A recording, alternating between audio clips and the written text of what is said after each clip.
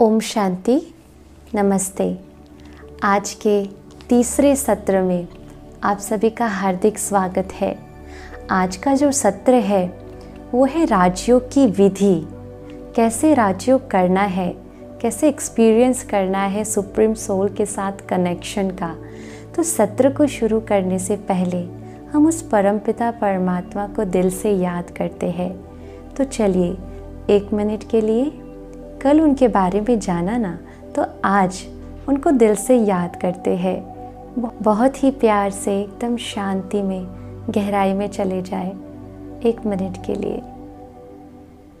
राजयोग का प्रयोग कर, ये योग बड़ा अनमोल है। जीवन में इसे प्रयोग कर, हर पल ही बड़ा अनमोल है।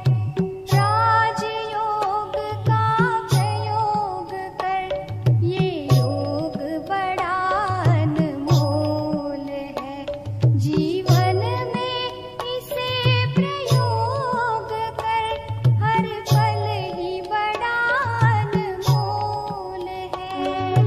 राजयोग का प्रयोग कर।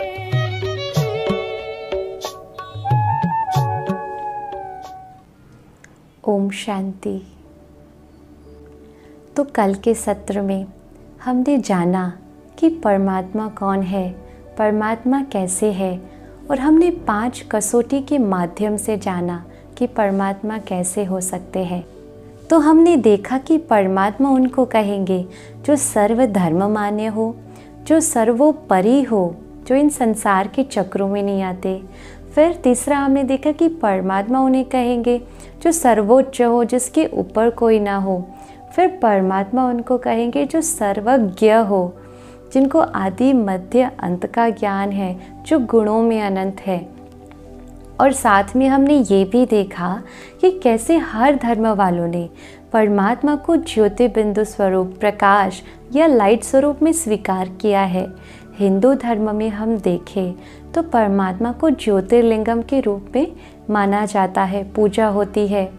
मुसलमानों ने भी कहा कि अल्लाह नूर है, क्रिश्चियन ने भी कहा कि गॉड इज़ लाइट, और सिख धर्म में देखें तो गुरु नानक जी ने भी कहा कि एक ओंकार निराकार। तो आज के सत्र में जो राजयोग की विधि का सत्र है, योग माना ही जोड़, यानी कि मिलना। इस सत्र में हम सीखेंगे कि कैसे आत्मा और परमात्मा का मिलन शक्य है, और ये सचमुच शक्य है। तो जब हम मेडिटेशन की बात करते हैं तो कई सारे भाई बहन कहते हैं कि हमारा मन भटक जाता है, एकाग्र नहीं रहता है, मन इधर उधर भाग जाता है जब मेडिटेशन करते हैं। तो मैं कहूँ कि ये जो है राजयोग, ये एक रूहानी यात्रा है, मन की रूहानी यात्रा। और आप देखिए, मन पे कोई भी पाबंदी नहीं होती है। मन जब चाहे जहाँ चाहे जा सकता है, उस पर कोई बंधन नहीं होता।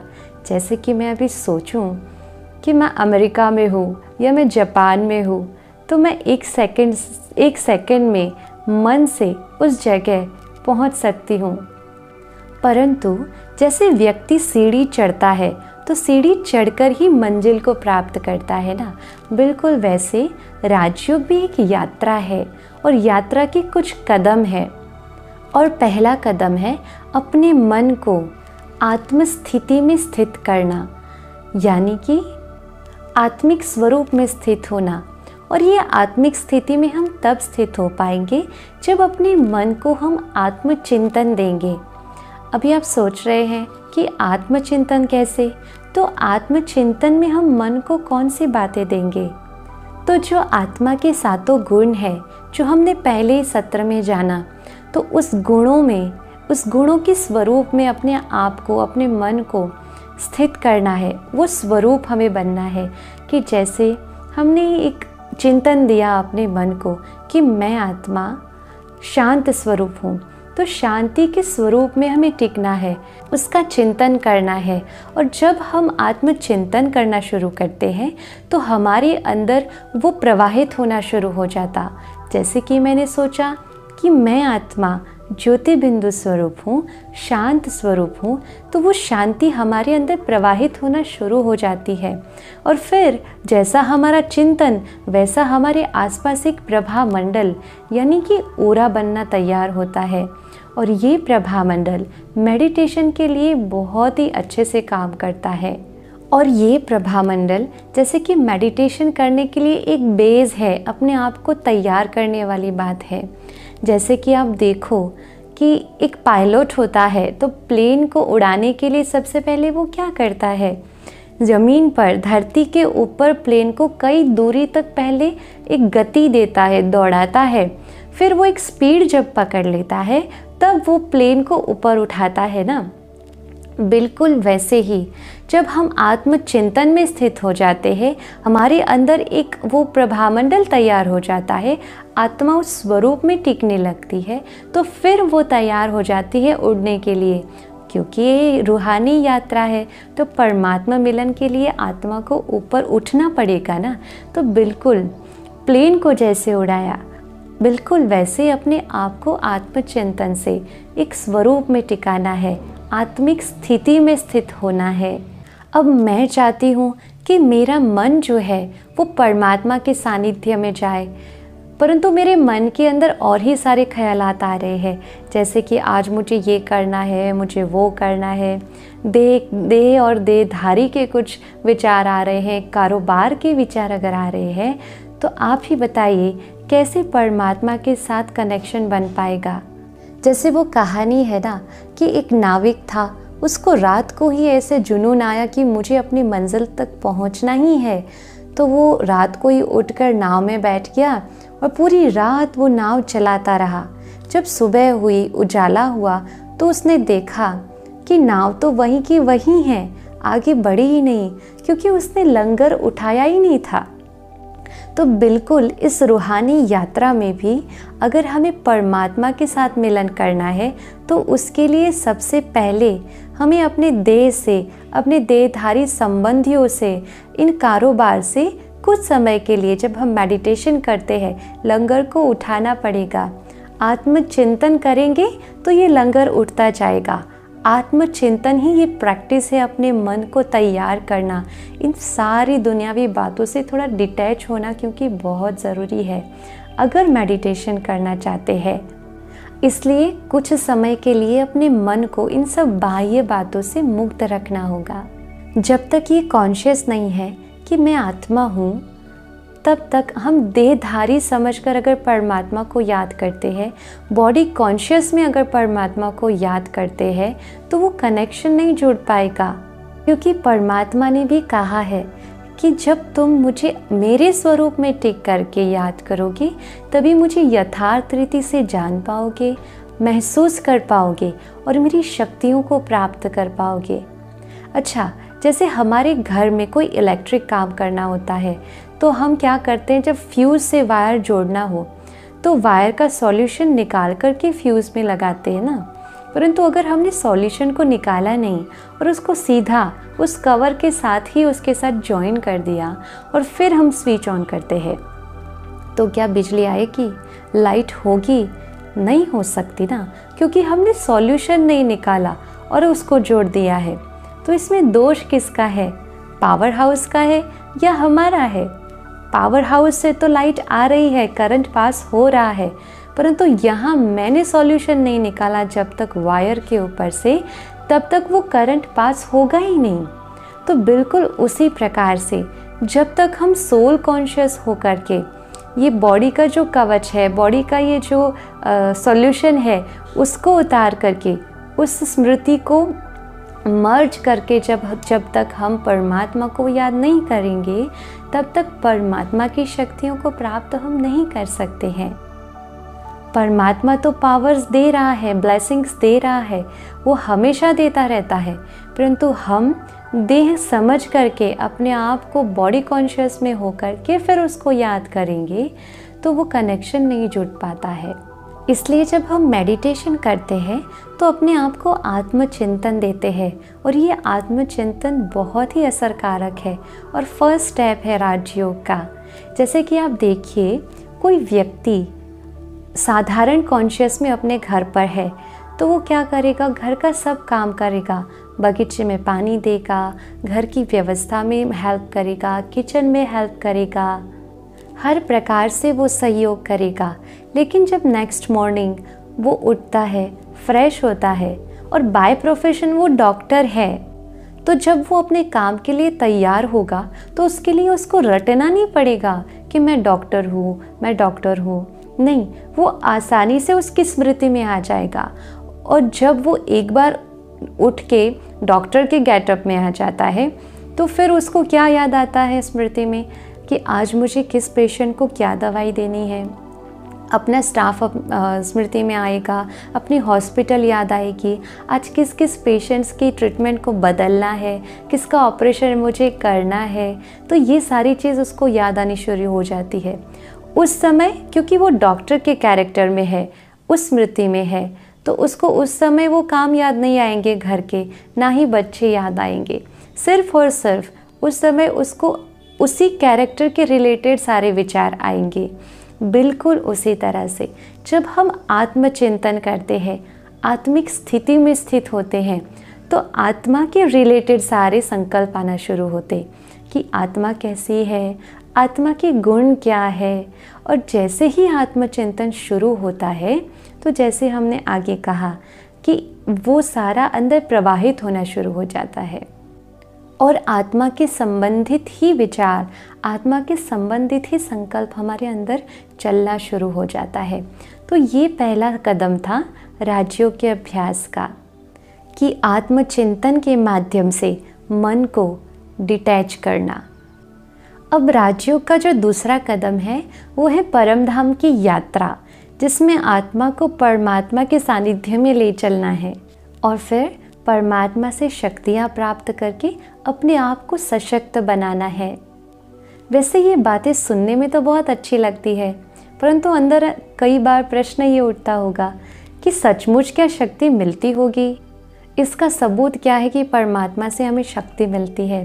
तो जैसे आजकल वो बैटरी आती है ना, चार्जेबल बैटरी, जिसको हमने यूज़ किया, फिर वो डिस्चार्ज हो गई तो उसको चार्जर में लगा दो, फिर वो चार्ज हो जाती है, फिर हम उसको यूज़ कर सकते हैं। फिर उसको चार्जर में लगा दो, चार्ज हो गई, फिर हम यूज़ कर सकते हैं।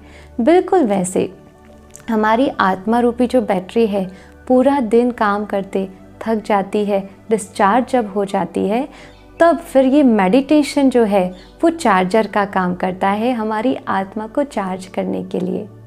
अच्छा, ये कैसे पता चलेगा कि हमारी आत्मा की बैटरी डिस्चार्ज हो गई है? तो कई बार हमने देखा और हम ये अनुभव भी करते हैं कि मन के अंदर बहुत सुंदर विचार चल रहे हैं, परंतु भावनाएं कुछ और बह रही है। इंसान मन में कुछ सोचता है लेकिन बोल कुछ और रहा है, कर कुछ और रहा है, और तब वो खुद ही मूंझ जाता है कि मैं ये क्या कर रहा हूँ, कुछ समझ में नहीं आता। वो अपने आप को नहीं समझ पाता, कई बार भावनाओं में रूखापन सा आ जाता है और किसी भी बात में सुसंवादिता नहीं रहती है। और इसीलिए कई बार इंसान सोचता कुछ और है, बोलता कुछ और है और करता कुछ और है। और ऐसा होने की वजह से फिर मन में कई विचारों के युद्ध चलना शुरू हो जाते हैं और तब फिर फ्रस्ट्रेशन क्रिएट होता है। और इसलिए कई बार हम कहते हैं कि आज मेरी स्थिति ठीक नहीं है, पता नहीं मैं क्या करूं, ये करूं या नहीं करूं, मेरी स्थिति बहुत दुविधा वाली हो गई है। मन तो कहता है मैं ये करूं, परंतु भावनाएं कुछ और कह रही है। तो इस प्रकार से सुव्यवस्थितता हमारे अंदर दिखाई नहीं देती है। वही प्रतीक है कि आत्मा की बैटरी डिस्चार्ज हो चुकी है। तो मेडिटेशन क्या है? एक चार्जर है इसके लिए। अच्छा, कई भाई बहनों को ये होता है कि मेडिटेशन में हम बैठेंगे तो कुछ कुछ दिखने लगेगा, लाइट दिखने लगेगी। ऐसा नहीं होता है। मेडिटेशन माना, जब आप मेडिटेशन करते हैं तो शक्तियों का अनुभव होता है, एनर्जी का अनुभव होता है। मेडिटेशन माना ही परमात्मा से शक्तियाँ प्राप्त करना। परमात्मा से जब हम अपने आप को जोड़ते हैं तो शक्तियाँ प्राप्त होती है। अब इसका प्रमाण क्या है कि शक्तियाँ प्राप्त हो रही है सचमुच? तो जब हम मेडिटेशन करें तो क्या होगा? धीरे धीरे सुसंवादिता होने लगेगी। जैसे पहले विचार चल रहे थे, बार बार गुस्सा आ जाता था, छोटी मोटी बात में हम गुस्सा कर लेते थे, वो सब कम होता जाएगा। हमारी मन की गति भी शांत होती जाएगी। जो फालतू बात, हमें अस्वस्थ करने वाली बातें थी, वो धीरे धीरे कम होती जाएगी। हमारे विचार इधर उधर भटकने की जगह एक सुव्यवस्थित रीति से चलने लगेंगे और फिर जैसा हम सोचेंगे वैसे ही हमारी भावनाएं, वैसे ही हमारे बोल और वैसा ही हमारा व्यवहार होना शुरू हो जाएगा। तो जैसे दुविधा वाली बात ख़त्म होने लगेगी और हर चीज़ में हार्मनी होना शुरू हो जाएगी। तो यही प्रमाण है कि हमारे अंदर शक्ति भरी, तो उसको महसूस हम करेंगे अपने जीवन में।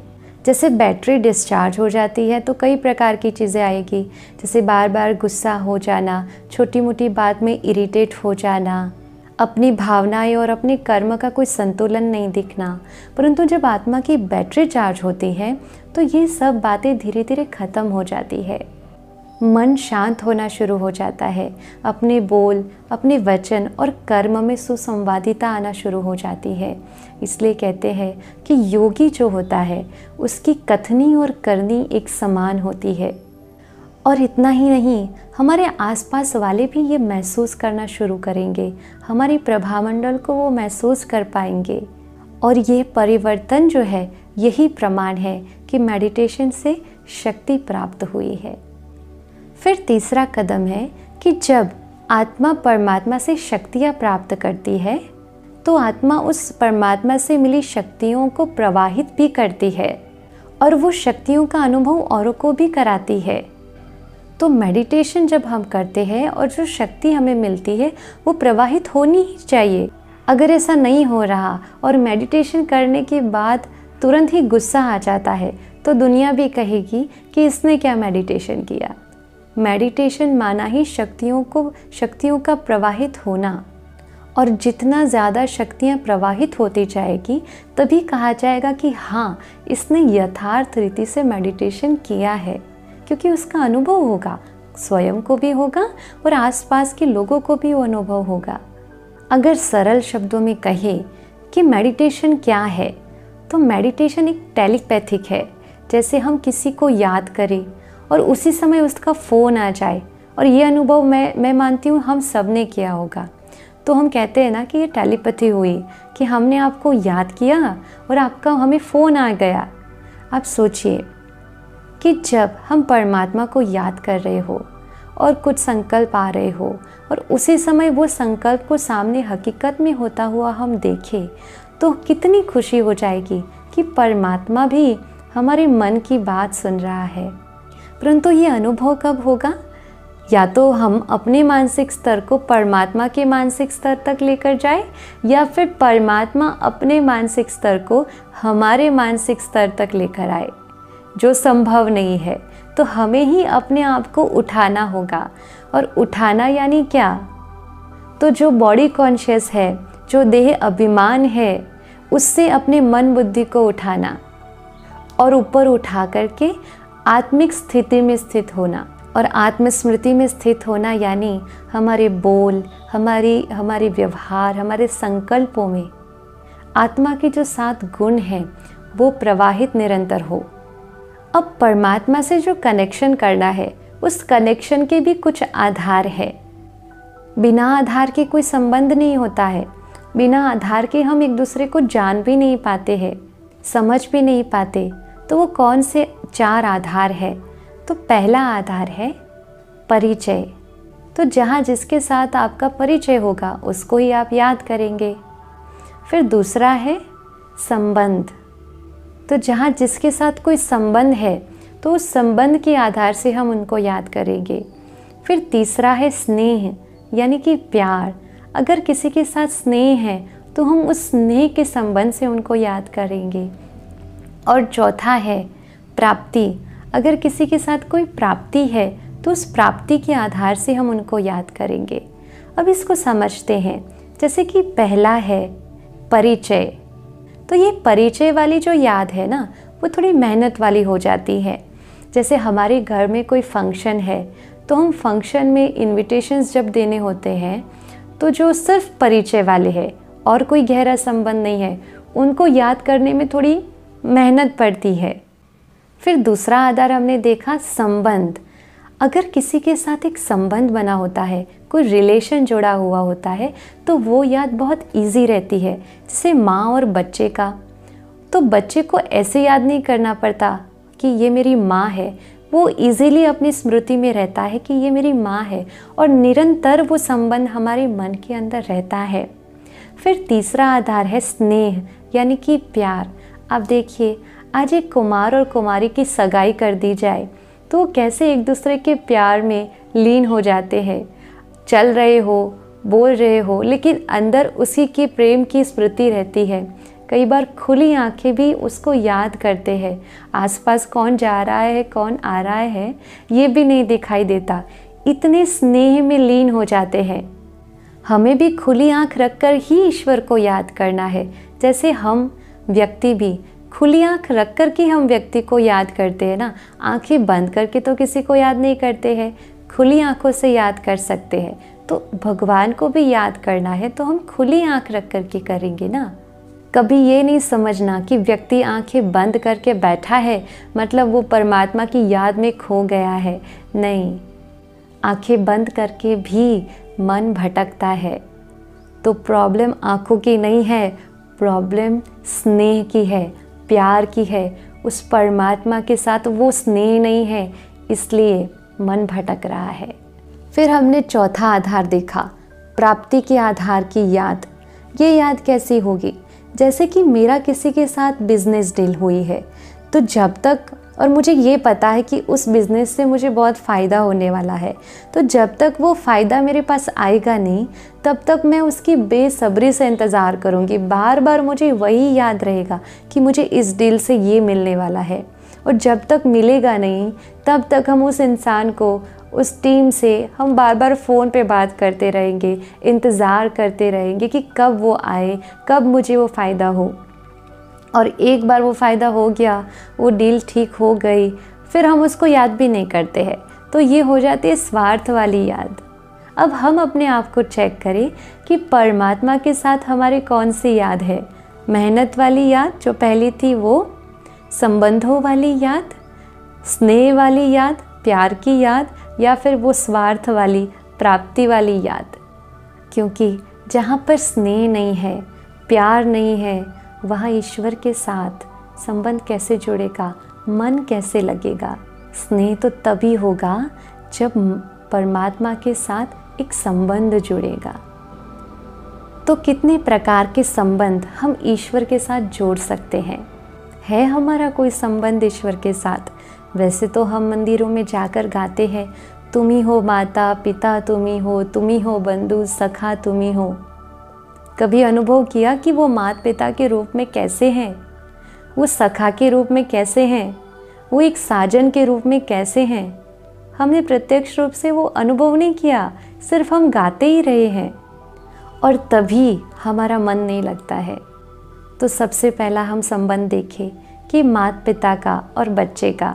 अगर आज मैं आपको कहूँ कि अपने माता पिता को याद कीजिए, तो क्या सोचेंगे आप? माता पिता को याद करने के लिए आंखें बंद करके सोचना पड़ेगा? नहीं ना, सहज ही याद आ जाती है। हम कहेंगे, हाँ मेरी माँ ने मुझे बहुत प्यार दिया, मेरे लिए बहुत सहन किया है। तो हम उनको याद करने के लिए उनके गुणों को याद करते हैं ना। तो माँ याद आई, कैसे? उनके गुण को याद किया और वो याद आ गई। तो कितना सहज है, इसमें कोई मेहनत नहीं है। ऐसे ही परमात्मा हमारे माता पिता है, तो उनको कैसे याद करेंगे? जैसे माँ को या पिता को गुण के आधार से हम याद करते, तो परम पिता को कैसे हम याद करेंगे? तो वो तो गुणों का सागर है।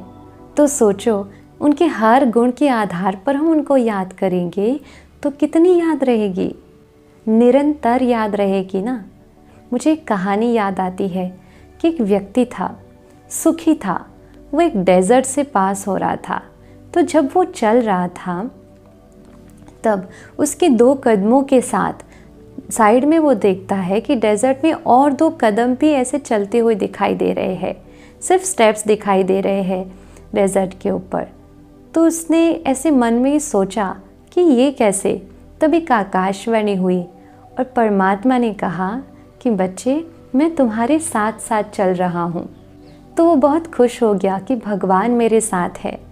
फिर कुछ समय बीत जाता है और उसके जीवन में कुछ ऐसी ऐसी घटनाएं घट जाती है कि वो फिर बिल्कुल ही खाली हो जाता है, बेहाल हो जाता है और कंगाल हो जाता है। फिर कुछ समय के बाद उसी डेज़र्ट से उसको पास होना होता है। तो जब वो चल रहा है उस डेज़र्ट में, तो उसको वो पुरानी बात याद आती है।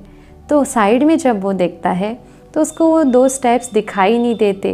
तो मन ही मन वो सोचता है और कहता है भगवान को, वाह भगवान, मेरे सुख के दिनों में मेरे साथ चल रहे थे और आज मैं अकेला चल रहा हूँ। तब फिर से आकाशवाणी होती है और परमात्मा कहते हैं, बच्चे, तुम जो ये 2 कदम भी देख रहे हो वो तुम्हारे नहीं हैं, क्योंकि मैंने तुम्हें अपने कंधों पर बिठा रखा है। आप सोचिए, परमात्मा से हमें ये जब संबंध अनुभव करना होगा तो कितने प्यार, कितने प्रेम की हमें अनुभूति होगी, आप कल्पना भी नहीं कर सकते। एक बार संबंध जोड़ के तो देखिए। जब हमारे जीवन में कोई कठिनाई आई, उस कठिनाई से पार करने के लिए हमें शक्ति कहाँ से मिली? यही तो वो ईश्वर का प्यार है जिसे हमें महसूस करना है। तो ये है माता पिता और बच्चे का संबंध। दूसरा संबंध है टीचर और स्टूडेंट का। एक बच्चा जब स्कूल में जाता है और एक टीचर के साथ एक कनेक्शन जुड़ता है, एक संबंध जुड़ता है टीचर और स्टूडेंट का, तब वो बच्चा जब घर आता है तो क्या बात करता है, आज मेरी टीचर ने ये सुनाया, आज मेरी टीचर ने ये सिखाया, मैं अपनी टीचर का फेवरेट बच्चा हूँ, फेवरेट स्टूडेंट हूँ। ऐसी बातें करते हैं ना। आज हमको भी कई लोग कहते हैं कि बहन जी, आप ज्ञान बहुत अच्छा समझाती हो। तो आप सोचो, ये ज्ञान समझाने वाला मेरा टीचर कैसा होगा। दुनिया के टीचर तो किसी 2-4 का जीवन बनाते हैं, पर वो परम शिक्षक परमात्मा कैसा शिक्षक होगा जिसने हमारे जैसे कई लाखों करोड़ों का जीवन बनाया। तो कमाल किसकी है? टीचर की है, परम शिक्षक की है। इसलिए वो परम शिक्षक परमात्मा की शिक्षाओं से इतना प्यार, उनकी हर बातों से इतना प्यार। अब आप ही कहो, वो परमात्मा की याद न आए, ऐसा हो सकता है क्या? उसके साथ साथ तीसरा संबंध हम देखते हैं सतगुरु का। दुनिया में कई सारे गुरु हैं, परंतु परमात्मा जो है वो हम सबका सतगुरु है। गुरु के सामने जब कोई शिष्य जाता है तो उसके मनोभाव क्या होते हैं कि मैं ऐसा पात्र बनूं जो गुरु के आशीर्वाद के हाथ, वरदानी हाथ सदा मेरे सिर पर रहे। तो परमात्मा परम सतगुरु है और उनके आशीर्वाद के पात्र हमें बनना है। तो हर वक्त यही अनुभव होगा कि परम सतगुरु का वरदानी हाथ हमेशा, आशीर्वाद का हाथ हमेशा मेरे साथ है, मेरे सर पर है। तो परम माता पिता, परम शिक्षक, परम सतगुरु का जो संबंध है वो ऐसा है जिसमें हम लेते बहुत है, देते कुछ नहीं है, ना के बराबर। लेकिन चौथा जो संबंध है वह है खुदा दोस्त का संबंध। खुदा को कभी दोस्त बनाकर देखा है? आज अगर आपको कहा जाए कि अपने शारीरिक दोस्तों को याद करो तो सहज या मुश्किल है? सहज है ना। कैसे याद करते हैं हम उनको? हमारे जो भी दिल की बात होती है वो हम अपने दोस्तों को सुनाते हैं ना। कई बार अपने घर वालों से वो बात छिपा देते हैं, घर वालों को नहीं सुनाते, परंतु अपने फ्रेंड्स को ज़रूर सुनाते हैं। अपना पूरा दिल खोल कर रख देते हैं उनके सामने, सब कुछ शेयर करते हैं। परमात्मा भी हमारा खुदा दोस्त है। उनके साथ दोस्ती का रिलेशन एक बार बना के तो देखो। और दोस्ती सबके साथ नहीं होती है, किसी किसी के साथ होती है। दोस्ती का आधार क्या है? विचारों की समानता, उम्र की समानता या लाइफस्टाइल की समानता जब होती है तो एक दोस्ती बन जाती है। अब हम सोच रहे होंगे कि ईश्वर के साथ हमारी कौन सी समानता है? तो सबसे पहली जो समानता है वो स्वरूप की समानता। मैं आत्मा भी ज्योतिबिंदु स्वरूप, प्रकाश का पुंज, पॉइंट ऑफ लाइट। परमात्मा भी ज्योतिबिंदु स्वरूप, प्रकाश का पुंज, पॉइंट ऑफ लाइट। हो गई ना समानता। एक जैसा स्वरूप हो गया। फिर दूसरी समानता है गुणों की समानता। मैं आत्मा सतोगुणी हूँ और परमात्मा जो है वो गुणों का सागर है, तो नेचर भी एक जैसा हो गया। फिर तीसरी समानता है एड्रेस। हम दोनों एक स्थान के निवासी हैं। मैं भी परम धाम निवासी हूँ, परमात्मा भी परम धाम निवासी है। तो एक बार परमात्मा के साथ दोस्ती करके तो देखो, दिल की बातें करके तो देखो, इतना सुंदर अनुभव होगा कि परमात्मा भी हमारा दोस्त बन के हमारी हर बातों का प्रत्युत्तर देगा। और मैंने तो अपने जीवन में प्रैक्टिकल ये अनुभव किया है। और आगे बढ़ते हैं।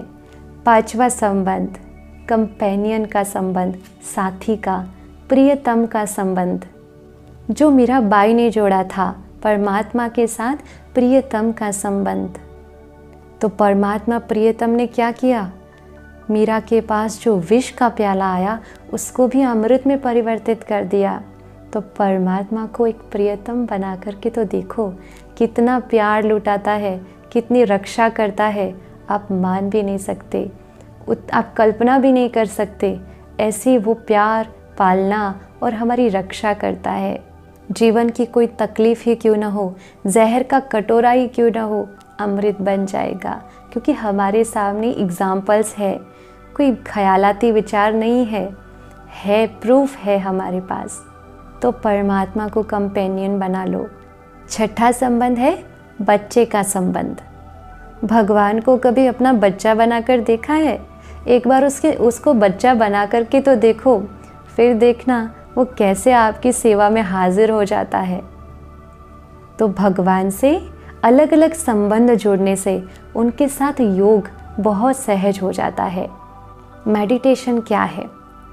जैसे कि हम प्रार्थना करते आए हैं आज तक, और प्रार्थना में हम क्या करते हैं, जो भी कुछ भगवान को कहना हो वो आँख बंद करके कह देते हैं। So it is a one way. परंतु मेडिटेशन क्या है? मेडिटेशन टू वे है। उसमें हम भी कुछ परमात्मा को कहते हैं, परमात्मा भी हमें कुछ डायरेक्शंस देते हैं। अच्छा, कई लोग कहते हैं मेडिटेशन में क्या होगा, विचार बिल्कुल शून्य हो जाएंगे। नहीं, ऐसा नहीं होता। विचार तो मन के अंदर चलते ही रहने हैं, परंतु विचार करते हुए, कर्म करते हुए हमें उनको याद करना है, परमात्मा को याद करना है निरंतर।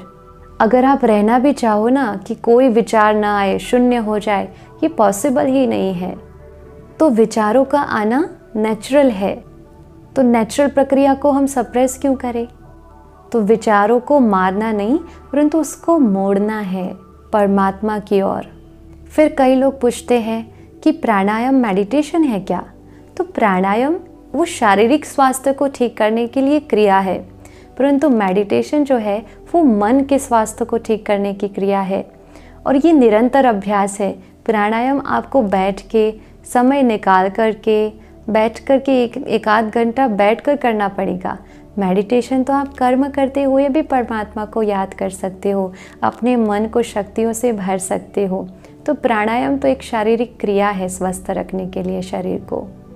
फिर कई लोग कहते हैं कि मेडिटेशन या ना कोई मंत्र जाप करना ताकि हमारा मन लगा रहे। मेडिटेशन माना कोई मंत्र जाप करना नहीं है। मंत्र जाप माना क्या? मन को तृण देने वाला शब्द, जिससे हमारा मन भटके नहीं और लगा रहे उसके अंदर। परंतु परमात्मा से नहीं जुड़ते हैं उससे। मंत्र शब्द से मंत्री शब्द आया। मंत्री यानी कि सलाहकार, और मंत्र माना सलाह। तो मंत्र का रटन करते रहना ये तो कोई बात नहीं हुई। किसी ने हमें सलाह दी, उस सलाह को बोलते रहना, उससे तो परमात्मा मिलन नहीं होगा, उससे परमात्मा से शक्तियाँ प्राप्त नहीं होगी।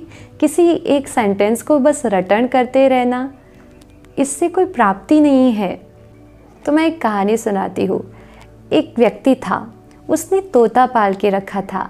अब तोते की ये आदत होती है कि वो हमें कॉपी कर सकता है और स्वीटली उसको बोल सकता है। तो जो भी उनको सिखाया जाता वो बोल देता था। अब उसकी एक आदत ये थी कि जैसे ही वो व्यक्ति पिंजरे को खोलता तो उसके गार्डन में एक नल था। उस नल के ऊपर जाकर वो तोता बैठ जाता था। अब वो नल कैसा था कि उसको थोड़ा सा भी प्रेस मिले, वो थोड़ा सा भी दबता तो फुवारे की तरफ पानी निकलता। तो उससे क्या होता कि जब वो तोता नल के ऊपर बैठता तो वो पानी का फुवारा ऐसे बाहर आता और वो तोता भीग जाता और फिर वो बीमार हो जाता। ये हर बार ऐसा होता। तो उस व्यक्ति ने क्या किया, तोते को एक सलाह दी, समझाया कि गंगूराम नल पर बैठना नहीं। गंगूराम उस तोते का नाम रखा था। तो उसने वो रट लिया और वो बोलता रहता था, गंगूराम नल पर बैठना नहीं, गंगूराम नल पर बैठना नहीं।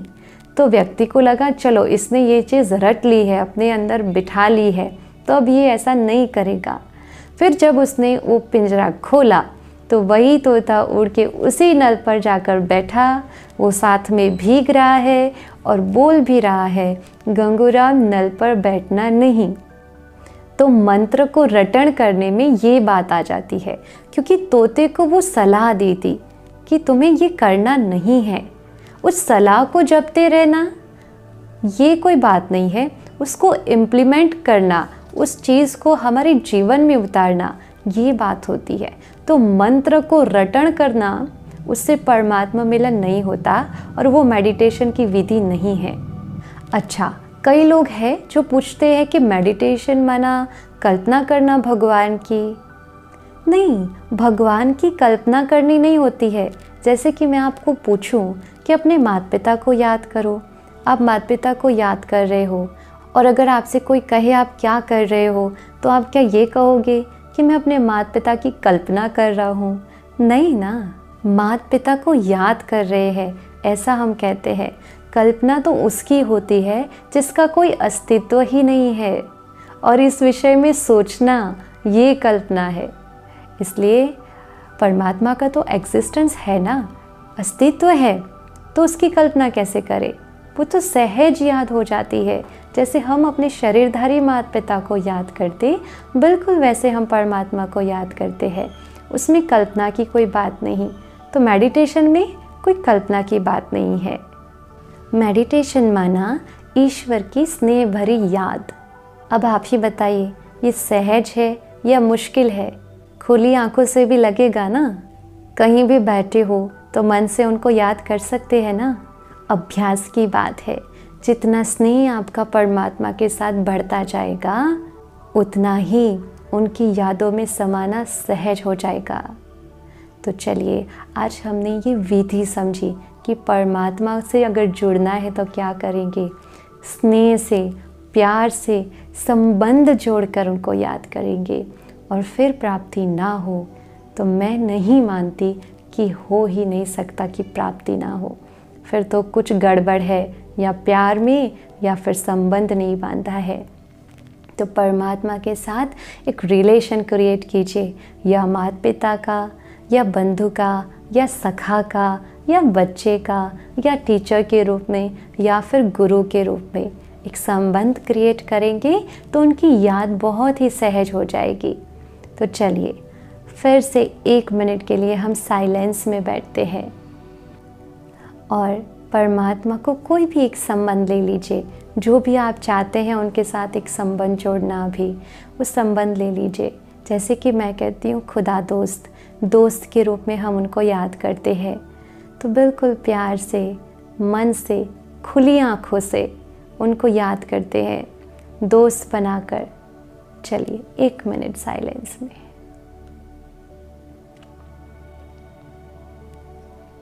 बाह्य सभी बातों से मुक्त हो जाते हैं।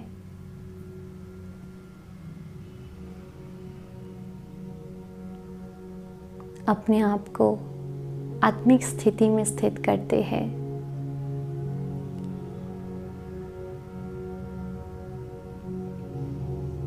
मैं ज्योति बिंदु आत्मा हूँ।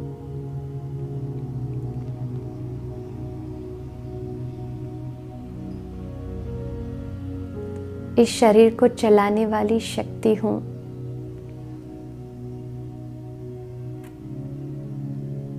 परमात्मा की प्रिय संतान हूँ।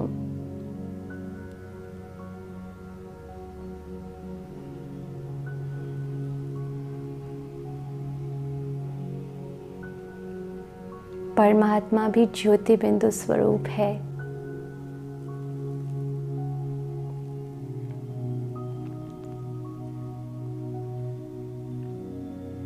वो मेरे दोस्त है।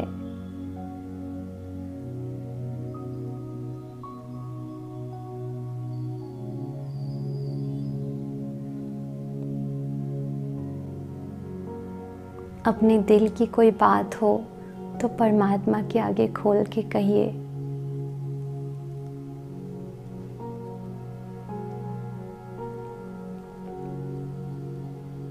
वो सुन रहा है हमारे मन की बात। वो ही हमारा सच्चा दोस्त है, सच्चा साथी है, सच्चा सतगुरु है और सच्चा माता पिता है।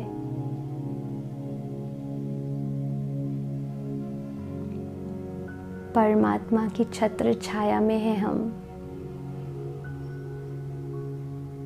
अनुभव कीजिए कि हमारे ऊपर ज्योति बिंदु परमात्मा और उनसे निकलती है शक्तियाँ हमारे अंदर आ रही है।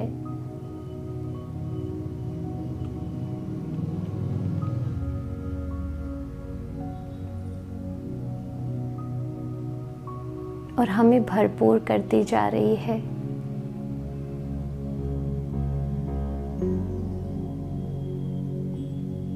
परमात्मा की दिव्य शक्तियों से मेरे चारों तरफ एक दिव्य प्रभा मंडल बन गया है।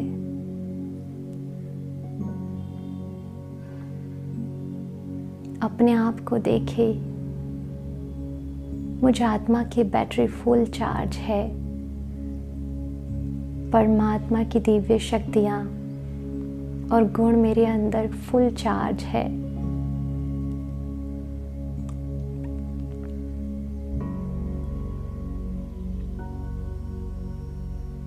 इन शक्तियों को अपने अंदर से बाहर प्रवाहित कीजिए। मेरे आसपास की वायुमंडल को भी ये दिव्य बना रहा है।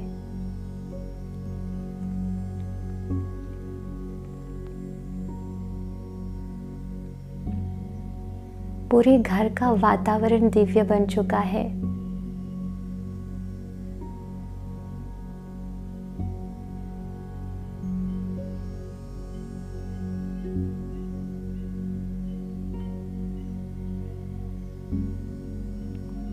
ओम शांति शांति शांति।